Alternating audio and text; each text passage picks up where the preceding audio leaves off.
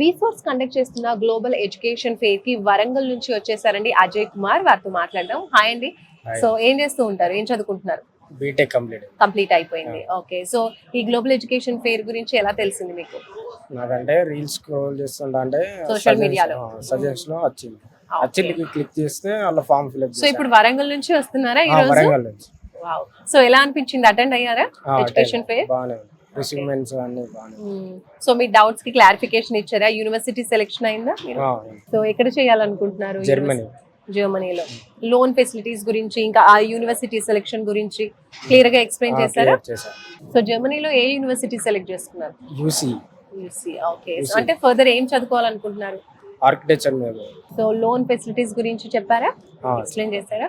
ఎలా అనిపిస్తుంది ఓవరాల్ గా ఎడ్యుకేషన్ ఫెయిర్ మీకు? చాలా బాగుంది.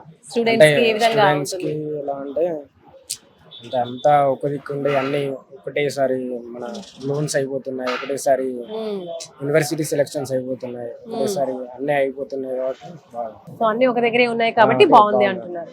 Right, thank you so much Ajay. Thank you, all the best.